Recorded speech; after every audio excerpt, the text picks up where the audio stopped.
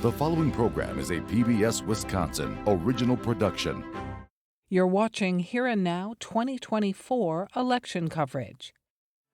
This morning, we filed a criminal complaint in Dane County Circuit Court charging 3 defendants in connection with an alleged conspiracy. 4 years later, the fake elector scheme sees charges filed by the Wisconsin Attorney General and the outgoing Waupun prison warden charged with misconduct in office in the midst of death investigations at the facility. I'm Frederica Freiberg. Tonight on Here and Now, an investigation into deaths at Waupun Prison leads to arrests and charges against the warden and 8 others. Zach Schultz has a report. Wisconsin's top prosecutor files felony charges against 3 alleged architects of the false electors scheme. The Milwaukee Public School superintendent quits, leaving the state's largest school system in a financial mess, and reaction from a teacher and parent. Plus, the head of the state Democratic Party talks about this year's elections. It's Here and Now for June 7th. Funding for Here and Now is provided by the Focus Fund for Journalism and Friends of PBS Wisconsin.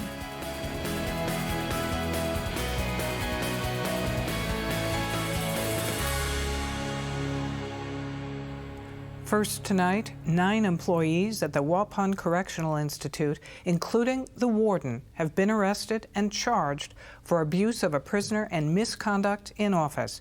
And once again, there are calls to close the oldest prison in Wisconsin. Here and Now reporter Zach Schultz has the story. We are operating the oldest prison in the state of Wisconsin at a dangerous and reckless manner. Dodge County Sheriff Dale Schmidt did not mince words at a press conference Wednesday, where he released the details from an investigation into the deaths of multiple inmates at the Waupun Correctional Institute. As the sheriff, I am angered at how these men were treated and how they died. There have been 4 deaths since last June, and while the sheriff expressed concern about the treatment of all 4 inmates, only 2 deaths resulted in felony charges. 2 officers and a nurse are charged with abuse of a resident of a penal facility for repeatedly failing to check on an inmate who died of a stroke last October. An inmate's death in February led to 7 employees charged for abuse of a resident and misconduct in office, failure to perform a known duty. In that case, an inmate's water was turned on and off over the course of multiple days. With no record, staff let the mentally ill inmate know when water was available. Video evidence shows the guards also failed to deliver meals and medication, and then falsified records showing they had checked on the inmate. The cause of death: probable dehydration and failure to thrive due to malnutrition. The death was ruled a homicide, but no one will be charged for that. Instead, the sheriff says the death was a result of a lack of staffing, training, and accountability. That's why Warden Randall Hepp was charged with felony misconduct. In an interview with investigators, Warden Hepp said, quote, "This is the inevitable outcome of a long-term staffing deficit in this type of environment. This is what you're going to get." We are failing to properly staff these facilities. Waupun Correctional has over 50% vacancy of staff. Waupun is so understaffed, inmates have been on a type of lockdown called a modified movement plan for more than a year. The FBI and the State Department of Corrections both have open investigations into the deaths at Waupun, and multiple civil lawsuits have been filed. Corrections makes up a large portion of the state budget, so it's always been political, and it didn't take long for lawmakers to point fingers. Republicans blamed the leadership of Governor Tony Evers and promised investigations.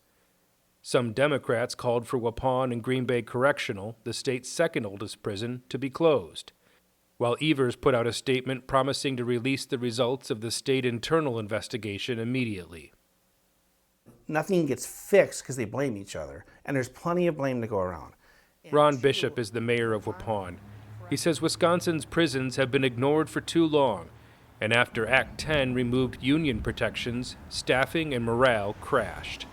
The last few governors, I don't think, have done much for corrections. You can go back, Scott Walker never came to Waupun and never visited a prison. Tony Evers has done that, but I don't think he's taken the bull by the horns and fixed any of these problems. Sheriff Schmidt says the solution is obvious. My recommendations to the state of Wisconsin are you seriously consider renovating the housing units or closing and replacing Waupun Correctional and Green Bay Correctional. Bishop said he will oppose any effort to close down Waupun Correctional. As the state's oldest prison, it's part of the fabric of the community, located just 2 blocks off Main Street and surrounded on all sides by homes and churches. The problem isn't the building. The problem is it was understaffed and there's policies from up above that need to be fixed. There's a lot of blame to go around, and I think there's a lot of blame to go back a good 15 years. Reporting from Dodge County, I'm Zach Schultz for Here and Now. In other legal news, Wisconsin Attorney General Josh Kaul this week filed felony criminal charges against 3 of Donald Trump's associates in connection with the false elector scheme staged following the 2020 election. Specifically, the complaint charges Kenneth J. Chesborough, Michael A. Roman, and James R. Trupus with conspiring to commit the crime of uttering as genuine a forged writing or object in violation of Wisconsin statutes.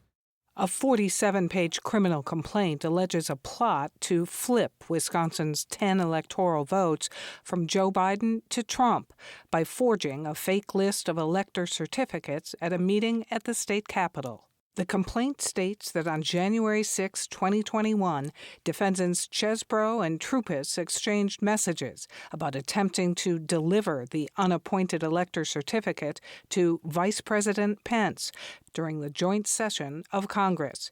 They then called defendant Roman to, quote, make sure he gets what he needs. The fake elector certificates were never delivered to then Vice President Pence. Of the 3 men charged, only attorney and former judge James Trupus is a Wisconsin resident. The defendants are scheduled for an initial appearance in Dane County Circuit Court in September. If convicted, the maximum sentence is 6 years in prison. When it comes to elections, Wisconsin is the land of the nail-biter. Those words from our next guest, State Democratic Party Chair Ben Wickler. He's heading off to the State Party Convention this weekend in Milwaukee. We spoke to the State Republican Party Chair last month ahead of that convention. Ben Wickler joins us now. Thanks a lot for being here. Great to be with you. So as you head into your party convention, what are the stakes in this upcoming election up and down the ballot? This election really is a hinge moment that will swing one way or the other in the fight for freedom, for the freedom to make our own decisions about our own bodies, get the health care that we need in our state, the freedom of the people to choose their leaders as opposed to people overturning elections, and the freedom to get a family-supporting job, be able to organize for representation in a workplace, build an economy that works for everyone, as against from the Republican MAGA politicians, from Trump down to the state legislature, over and over attempts to ban abortion, attempts to shred democracy and overturn elections where the people have made one decision and they want to throw that decision out. And on the right, from the Republican side of the aisle, we're seeing attempt after attempt to give massive tax cuts for the ultra wealthy and then stick the middle class with the bill. We think we should be bringing down costs for the middle class, and the wealthy should pay their fair share. Those are the stakes in this election, and you see it at every level of the election. And Wisconsin specifically will tilt the entire country. So it really could not be a more consequential moment for American democracy and for voters in Wisconsin. In Wisconsin, polls indeed do show a nail-biter between Joe Biden and Donald Trump. How do you think Trump's 34 felony count conviction plays even as he is massively fundraising off it? Trump's 34 felony convictions underscore the threat that he poses to voters who want to be able to make their own decisions about the kind of country we should be.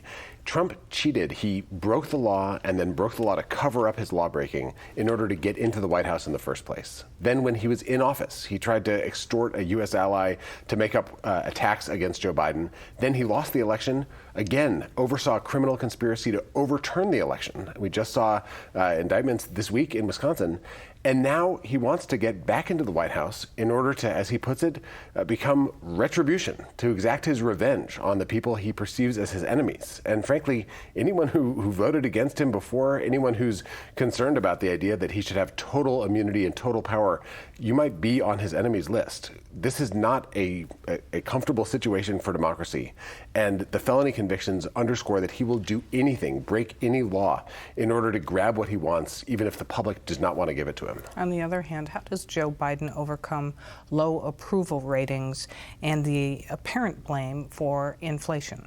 What's striking about this election is that the more voters learn about what Trump has planned for the country, the more they support Joe Biden. And the more they know about Joe Biden's accomplishments and what he has planned for the next term, the more they support Joe Biden. So the more information we can get out to people, the more we can communicate in ways that break through the noise and are memorable and connect with people's deepest values, the better off Joe Biden and Democrats up and down the ballot will be. And that is the job of every volunteer, of the campaigns, of voters who believe that it's important to choose someone who will bring decency and continue to bring integrity and a focus on working Wisconsin voters to the next term. How is your base feeling about the president's executive order effectively shutting the borders in the case of reaching a cap on migrant crossings? There's a lot of concern from a huge swath of Americans about the situation at the border. And what most Americans want is what people have been advocating for years, which is a solution that involves securing the border and creating pathways for legal immigration, a pathway to citizenship for folks that have been here following the law, paying taxes. And there was actually a tough and fair border security bill agreed to by Democrats and Republicans that Trump shot down. So this is a far cry from an actual legislative solution that Trump refused to allow Republicans to vote for. But it's President Biden working to do something that is potentially within his reach to do while he advocates for a more long-term solution to this crisis. This system, the situation we have right now, it doesn't work for anyone. And Americans deserve better. They deserve a bipartisan agreement that can ensure that we have a safe and orderly system and can address the crisis at the border and the humanitarian crisis associated with it, and ensure that people who are here to build a brighter tomorrow have a legal pathway to follow the American dream. Now, abortion figures prominently in your Fighting for Our Freedoms platform. How salient, though, is that issue for Wisconsin voters who now have access to abortion? The abortion ban that was passed in 1849 and loomed over the state as the court cases began right here when every abortion provider in Wisconsin stopped providing care after the Dobbs decision. That is in very recent memory for Wisconsinites. And many Wisconsinites know someone personally who was directly affected by that abortion ban. We're one bad election away from an abortion ban coming back into place, whether it's Trump with Project 2025, his plan to create a de facto abortion ban even without passing a law, or the kinds of national abortion bans that Mike Johnson would pass, probably with help from people like Derek Van Orden and Brian Stile if they go back to the U.S. House, all the way to our state, where Republicans in our state legislature have been supporting and supported by the most, not just anti-abortion, but anti-contraception extreme groups. And we know that there's an anti-abortion extremist running for Supreme Court in 2025, Brad Schimmel. So this is very real, and the threat is felt very personally to voters. It might not be what you think about every day when you wake up, but what we found over and over is that when you have a conversation with someone at your front door or with a friend who's reaching out to talk to you about the campaign, this is an uncrossable line, the idea that a politician would invade your family's private choices about medical care that people should be making their own decisions about. That's not something that Wisconsinites are ready to accept. All right. Ben Wickler, thanks very much. Thanks so much for having me on. Turning now to environmental news, hundreds turned out in Ashland for public hearings this week on a proposed addition and reroute of the controversial Line 5 pipeline. The U.S. Army Corps of Engineers held the hearings on a proposal by the Canadian Enbridge Energy Company to install 40 miles of new pipeline, seen in red, in a reroute of Line 5 around the Bad River Reservation. As to the reroute, the tribe sued Enbridge over concerns of leaks and ruptures affecting the watershed, and a federal judge ruled the company must remove the pipeline from tribal land by 2026. They have been told to leave. Bad River does not want you there. We're talking about lengthening our addiction and our commitment to using this thing to flow oil and gas through it at a time when we need to be doing everything we can as fast as we can to stop that. Those in favor say the pipeline is needed to maintain energy independence, is safe, and will create jobs. We're in support of Enbridge to get Line 5, the reroute, underway, get these permits through so our members, a lot of tradesmen from northern Wisconsin and across the state can get to work on this project. Without Line 5, there would be a significant impact to not only the fuel, but definitely the natural gas liquids. That would raise prices, it could cause shortages.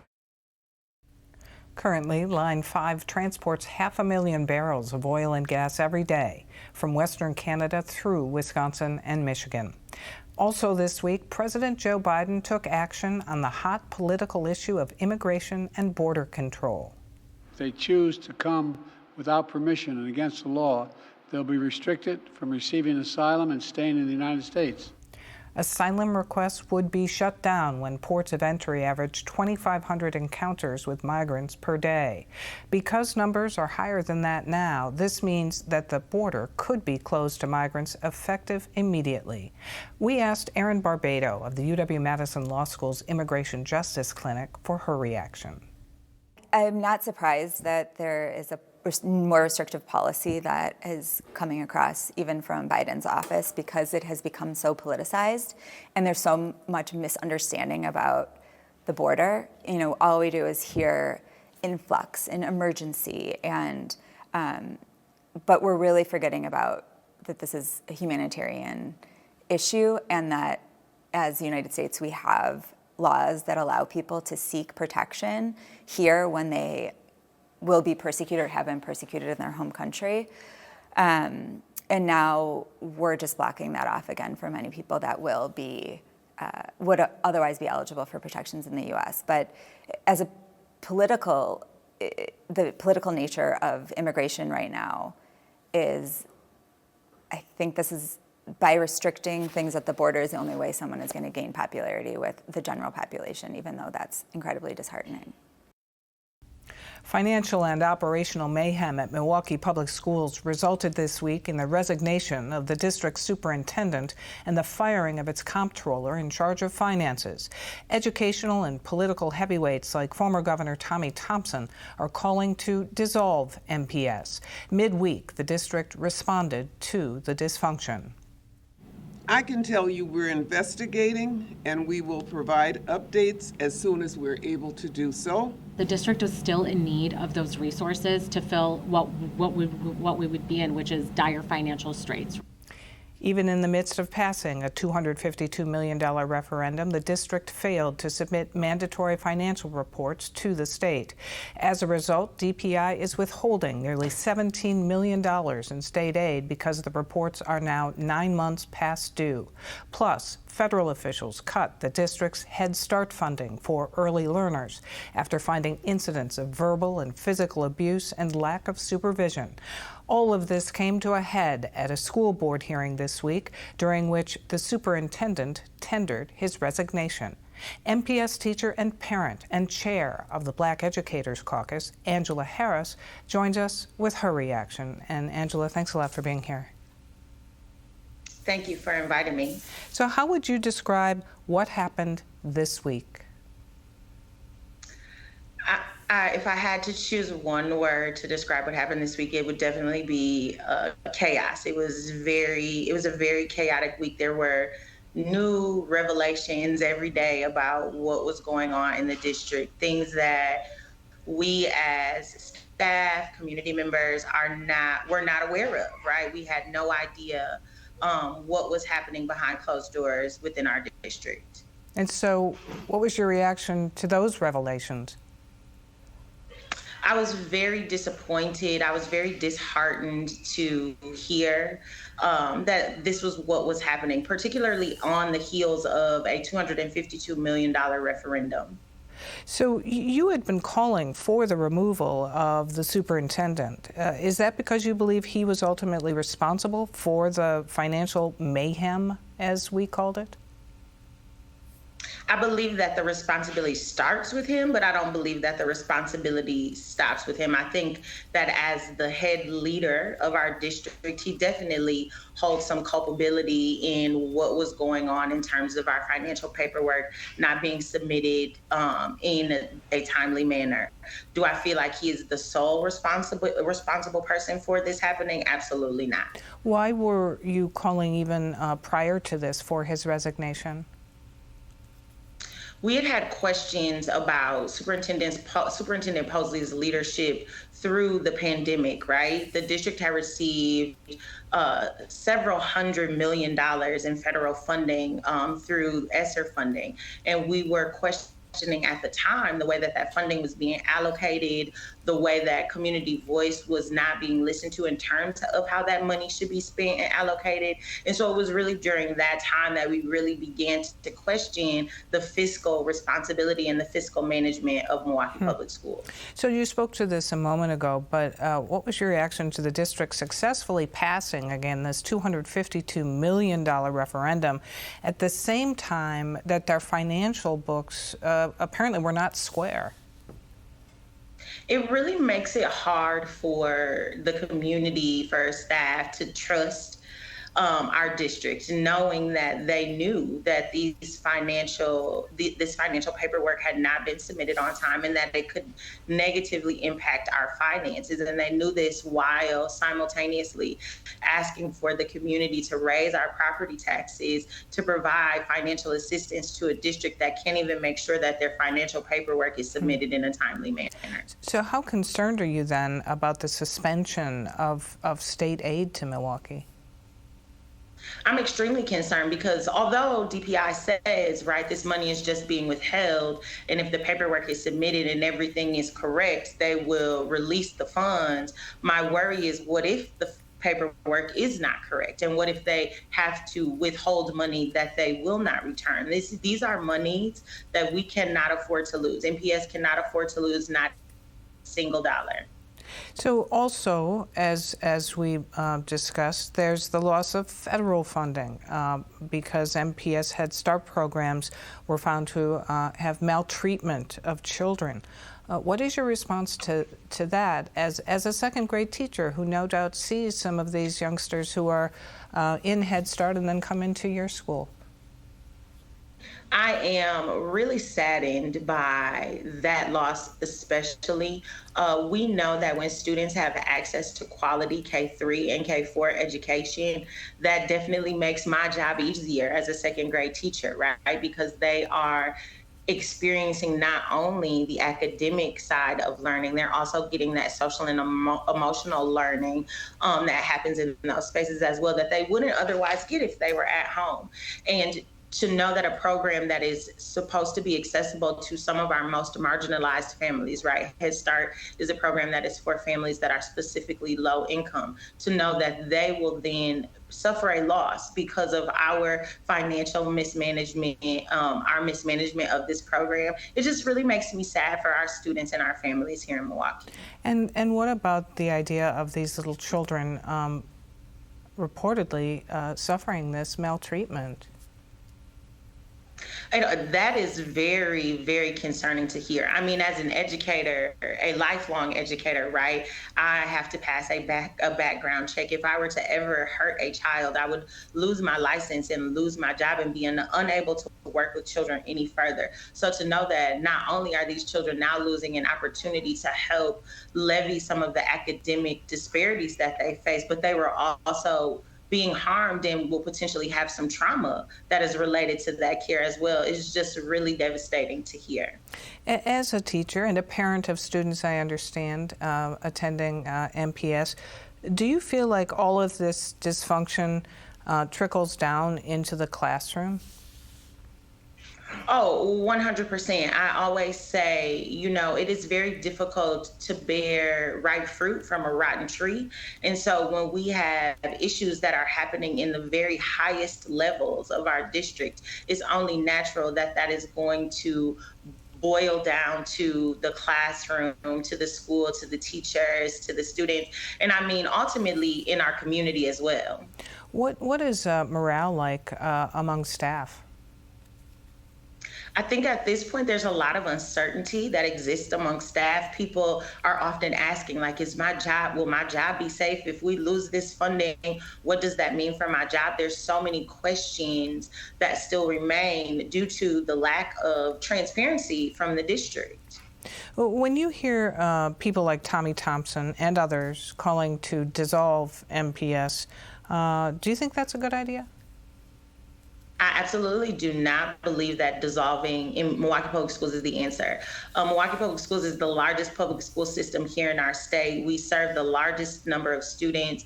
Public school is a right. Everyone is entitled to a free and appropriate public education. And as we begin to have conversations about dismantling Milwaukee Public Schools, that means that we're dismantling that ability for students to have that free access to public education that serves all students and not just some. I think that Milwaukee Public Schools definitely needs structural change, but being dismantled is not in the best interest of our city or our community. We leave it there. Angela Harris, thank you very much. Thank you. For more on this and other issues facing Wisconsin, visit our website at pbswisconsin.org and then click on the News tab. To see all of our election coverage, visit wisconsinvote.org. That's our program for tonight. I'm Frederica Freiberg. Have a good weekend.